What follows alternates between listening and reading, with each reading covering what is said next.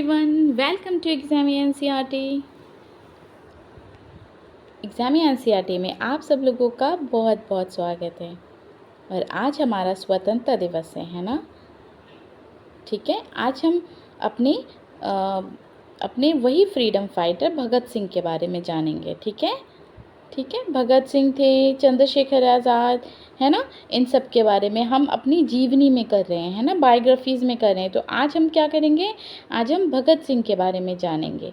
ठीक है, तो आज हम पढ़ना शुरू करते हैं अपने भगत सिंह के बारे में। ठीक है, जन्म 27 सितंबर 1907, निधन कब हुआ था, 23 मार्च 1931।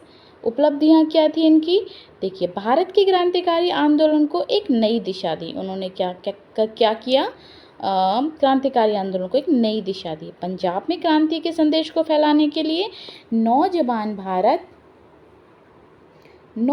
भारत का गठन किया। भारत में स्वतंत्रता की स्थापना के लिए चंद्रशेखर आज़ाद के साथ मिलकर हिंदुस्तान समाजवादी प्रजातंत्र संघ का गठन किया। लाला लाजपत राय की मृत्यु के बाद बदला लेने के लिए पुलिस अधिकारी सॉन्डर्स की हत्या की और बकटेश्वर दत्त के साथ मिलकर केंद्रीय विधानसभा में इन्होंने बम फेंका। ठीक है, ओके। तो हमने पढ़ा था ना, लास्ट अपनी एक बायोग्राफी में पढ़ा था ना, चंद्रशेखर आज़ाद जी के में पढ़ा था ना, ये जो इसमें दिया हुआ है ना कि उन्होंने सॉन्डर्स की हत्या की थी। तो इन दोनों ने मिलकर सॉन्डर्स की हत्या की थी, क्योंकि सॉन्डर्स ने क्या किया था, इन्होंने निहत्तों पर बहुत सारी गोलियां चलाई। ठीक है, जिससे कि हमारे देशवासी मारे गए थे इस चीज़ से बदला लेने के लिए। ठीक है, इनको सॉन्डर्स की हत्या की थी। शहीद भगत सिंह भारतीय स्वतंत्रता संग्राम के प्रमुख क्रांतिकारियों में से एक थे। मात्र 24 साल की उम्र में देश के लिए सर्वोच्च बलिदान देने वाले यह वीर सदा के लिए अमर हो गया। उनके लिए क्रांति का अर्थ था अन्याय से पैदा हुए हालात को बदलना। भगत सिंह ने क्या किया, यूरोपीय आंदोलन के बारे में पढ़ा और समाजवाद की ओर अत्यधिक आकर्षित हुए। उनके अनुसार ब्रिटिश शासन को उखाड़ फेंकने और भारतीय समाज के पुनर्निर्माण के लिए राजनीतिक सत्ता हासिल करना भी ज़रूरी था।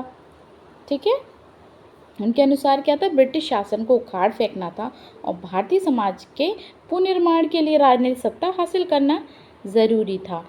हालांकि अंग्रेज सरकार ने उन्हें आतंकवादी घोषित किया था। अंग्रेज सरकार ने उनको क्या कर दिया था, आतंकवादी घोषित कर दिया था। पर सरदार भगत सिंह व्यक्तिगत तौर पर आतंकवाद के आलोचक थे, लेकिन उनको ही बोल दिया गया ना बच्चों, है ना बच्चों, उनको ही बोल दिया गया आतंकवादी, लेकिन वो तो एक तरह से खुद आतंकवाद के आलोचक थे। भगत सिंह ने भारत में क्रांतिकारी आंदोलन को एक नई दिशा दी। उनका तत्कालीन लक्ष्य ब्रिटिश साम्राज्य का विनाश करना था। अपनी दूरदर्शिता और दृढ़ इरादे जैसी विशेषता के कारण भगत सिंह को राष्ट्रीय आंदोलन के दूसरे नेताओं से हटकर थे। ऐसे समय पर जब गांधी और भारतीय राष्ट्रीय कांग्रेस को ही देश की आज़ादी के लिए एकमात्र विकल्प थे, उस ऐसे समय पर जब गांधी जी और भारतीय राष्ट्रीय कांग्रेस ही देश की आज़ादी के लिए एक मात्र विकल्प थी, तो क्या था, भगत सिंह एक नई सोच के साथ दूसरे विकल्प के रूप में उभर कर सामने आए। ओके, फिर क्या हुआ था, इनका प्रारंभिक जीवन देखते हैं। भगत सिंह का जन्म पंजाब के नवांशहर जिले के कटकर कला गांव के एक सिख परिवार में 27 सितंबर 1907 को हुआ था। ठीक है, कब हुआ था इनका जन्म, 27 सितंबर 1907 को। तो अब ठीक है, उनकी याद में अब इस जिले का नाम बदलकर शहीद भगत सिंह नगर रख दिया गया। वह सरदार किशन और विद्यावती की तीसरी संतान थे। उनके पिता का नाम सरदार किशन सिंह था और विद्यावती उनकी माता का नाम था। उनकी तीसरी संतान थे। ठीक है, भगत सिंह का परिवार स्वतंत्रता संग्राम से सक्रिय रूप से जुड़ा हुआ था।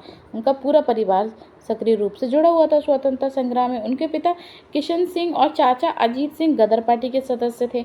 उनके जो पारिवारिक जीवन था, वो लोग भी स्वतंत्रता संग्राम से जुड़े हुए थे। उनके पिता थे किशन सिंह और चाचा जी थे उनके अजीत सिंह, जो गदर पार्टी से जुड़े हुए थे। गदर पार्टी की स्थापना ब्रिटिश शासन को भारत से निकलने के लिए अमेरिका में हुई थी। गदर पार्टी की जो स्थापना हुई थी ब्रिटिश शासन को भारत से निकालने के लिए अमेरिका में की गई थी। परिवार के माहौल को युवा भगत सिंह के मस्तिष्क पर बड़ा असर हुआ और बचपन से ही उनकी नसों में देशभक्ति की भावना कूट-कूट कर भर गई। ठीक है, परिवार का माहौल ही उनका ऐसा था जो कि स्वतंत्रता चाहता था अपने देश की, तो वो भी उसी में पले बड़े और बड़े हुए, तो उनके अंदर भी कूट कूट कर स्वतंत्रता की, देशभक्ति की भावना भरी हुई थी।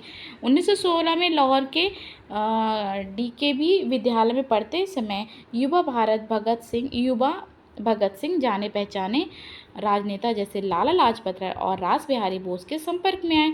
उस समय क्या हुआ, पंजाब राजनीतिक रूप से काफ़ी उत्तेजित था। पंजाब उस समय राजनीतिक रूप से काफ़ी उत्तेजित था, मतलब राजनीतिक रूप से पंजाब में काफ़ी उथल पुथल मची हुई थी। जब जलियांवाला बाग हत्याकांड हुआ तब भगत सिंह सिर्फ 12 वर्ष के थे। ठीक है, जब जलियांवाला बाग हत्याकांड हुआ था तब भगत सिंह सिर्फ 12 वर्ष के थे। इस हत्याकांड में उन्हें बहुत व्याकुल कर दिया। हत्याकांड के अगले ही दिन भगत सिंह जलियांवाला बाग गए और उस जगह से मिट्टी इकट्ठा कर कर इसे पूरी ज़िंदगी एक निशानी के रूप में उन्होंने रखी। इस हत्याकांड में अंग्रेजों को भारत से निकाल फेंकने के संकल्प को और सुदृढ़ कर लिया। उन्होंने कहा कि उन्हें मतलब अपने देश से अंग्रेजों को निकालना ही है कैसे भी, तो वो उस चीज़ को एकदम से सुदृढ़ हो गए। 1921 में महात्मा गांधी ने ब्रिटिश सरकार के खिलाफ असहयोग आंदोलन का आह्वान किया। 1921 में क्या किया था गांधी जी ने, असहयोग आंदोलन का आह्वान किया। ठीक है, जब भगत सिंह ने अपनी पढ़ाई छोड़ आंदोलन में सक्रिय हो गए। 1922 में जब महात्मा गांधी ने गोरखपुर के चौरी चौरा में हुई हिंसा के बाद असहयोग आंदोलन बंद कर दिया, तब भगत सिंह बहुत परेशान हुए।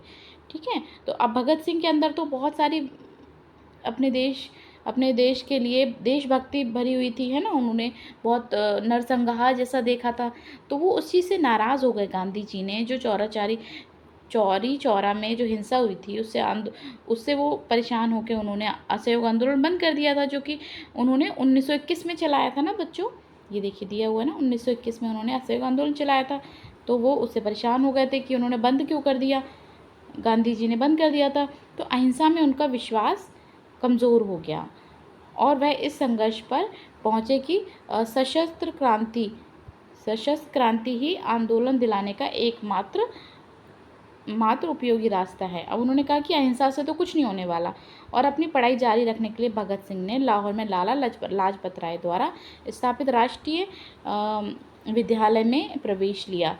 ठीक है, यह विद्यालय क्रांतिकारी गतिविधियों का केंद्र था। जो विद्यालय था वो क्रांतिकारी गतिविधियों का केंद्र था, और यहाँ पर वह भगवती चरण वर्मा, सुखदेव और दूसरे क्रांतिकारियों के संपर्क में आए। ओके, फिर जब गांधी जी ने असहयोग आंदोलन 1921 में बंद कर दिया था तो क्या हो गया था, तो ये परेशान होकर फिर इन्होंने राष्ट्रीय विद्यालय में प्रवेश लिया था। फिर क्या हुआ था, वहाँ पे उस विद्यालय में तो क्रांतिकारी गतिविधियाँ चल ही रही थी, तो विवाद से बचने के लिए भगत सिंह घर से भागकर कानपुर चले गए। ठीक है, आगे क्या हुआ था, तो वो विवाद से बचने के लिए वो कानपुर चले गए। यहाँ वे गणेश शंकर विद्यार्थी नामक क्रांतिकारी के संपर्क में आए। अब वो वहाँ पे गणेश नामक के एक विद्यार्थी नामक, उनका नाम था गणेश शंकर विद्यार्थी नामक क्रांतिकारी के संपर्क में और क्रांति का प्रथम पाठ सीखा। जब उन्हें अपनी दादी माँ की बीमारी की खबर मिली तो भगत सिंह घर लौट आए। उन्होंने अपने गांव से ही अपनी क्रांतिकारी गतिविधियों को जारी रखा। वह लाहौर गए और नौजवान भारत सभा नाम से एक क्रांतिकारी गठन बनाया। उन्होंने पंजाब में क्रांति का संदेश फैलाना शुरू किया।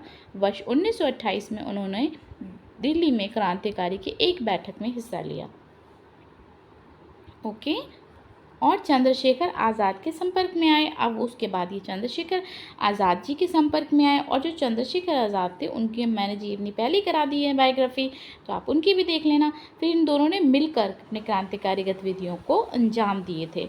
दोनों ने मिलकर, देखिए दोनों ने मिलकर क्या करा था, ये देखिए, दोनों ने मिलकर हिंदुस्तान समाजवादी प्रजातंत्र संघ का गठन किया। इसका प्रमुख उद्देश्य था सशस्त्र क्रांति के माध्यम से भारत में गणतंत्र की स्थापना करना।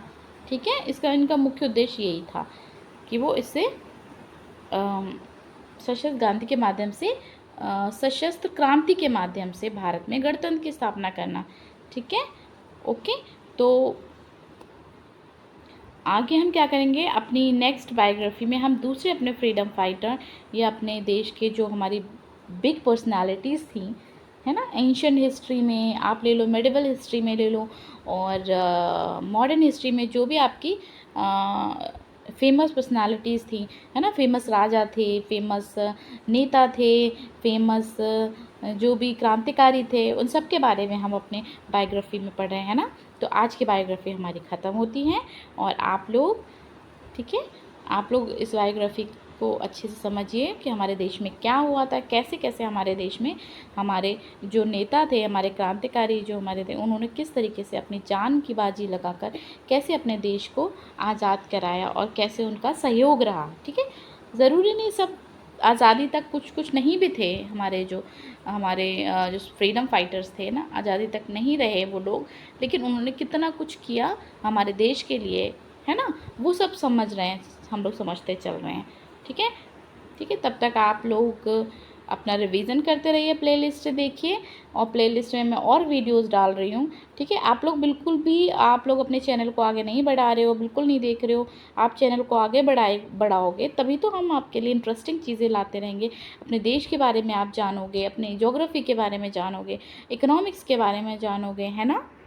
ठीक है, ओके बच्चों, ठीक है, तब तक आप लोग अपना रिवीजन करते रहिए और चैनल को लाइक शेयर सब्सक्राइब कीजिए। Okay, thank you.